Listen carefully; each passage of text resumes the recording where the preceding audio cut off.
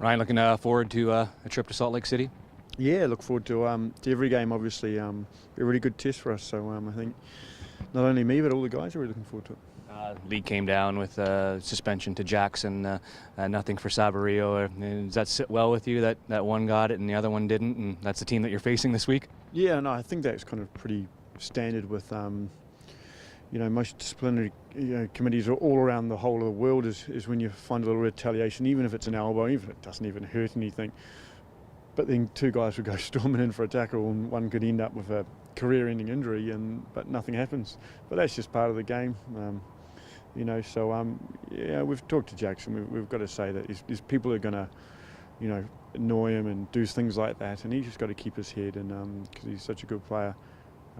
But again, you'd like to hope that that in the future, if some guys who keep persistently, shoving guys in the back, and that potentially get flagged as well. What do you have to look for the most playing Real Salt Lake? Obviously, they've been organized for the last few years. They've got 3 guys that just got national team call-ups as well to the USA. So it's another tough test. Yeah, I think consistency is probably the biggest key for them. They've had a consistent lineup for a long time.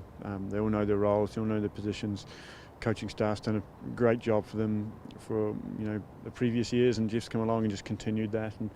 And I think they're a consistent model that just keeps throwing out performances, and they all know their jobs, they all know their roles, and obviously at that home place in the host stadium with altitude, it's a big advantage.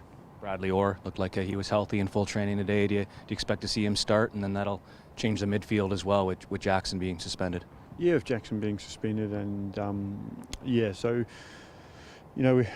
we don't have a great deal of options at the moment there, but we've got a bit of versatility with Bloomy. He can play both positions, and now Brad Orr's kind of getting fit, so it gives us a couple of options. Where do you see Dwayne playing? He can play a variety of roles. He can be an impact substitute. Obviously, you want to manage his minutes.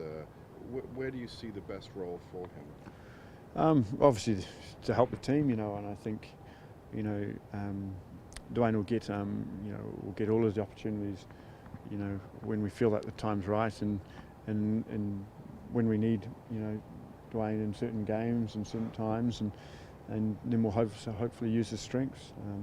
Against Colorado, he'll be probably most likely needed, because it's a very tough place out there, and we need a lot of experience. So Salt Lake, you mean? Salt Lake. What did I say? Colorado. Yeah. Utah. There's a lot of states near there. Is Oso okay? Left training a little early today. Is that just precautionary? Yeah, hopefully. He's been carrying a little hamstring strain for since Saturday that we've been trying to maintain. So he was only just going to do the start of training, and then hopefully he's all right. Sorry, just going back to D-Row, is wide right a position that you see him filling?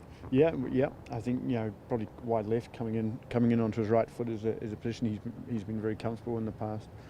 Very similar to kind of like an Alvaro Ray, to tell the truth, in terms that he does that very well. As you've seen, he's played as a drop forward, and then maybe if we're ever chasing a game, he'll be an attacking midfielder. It's lucky to have so many kind of strings to his bow. With a player like Ray, who's got so many attacking skills, do you ever want to kind of bring him back a little bit? Sometimes he goes that extra bit, and do you ever think maybe he goes a little too far, or you don't want to take that away from such an attacking player? Don't think so. Don't think you can take away as it's part of his DNA, isn't it? It's part of his makeup. It's what makes him such a good player. But you got to take the good with the bad, and every player has certain strengths, which kind of obviously has weaknesses as well, and so you try and tell them as much as you can, and and hopefully they take it on board. But generally the natural game comes out.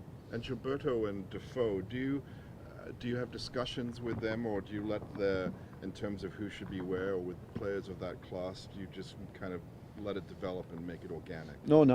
They have to know where they should be and defensively, and then when we win the ball in certain areas, how they can balance off each other.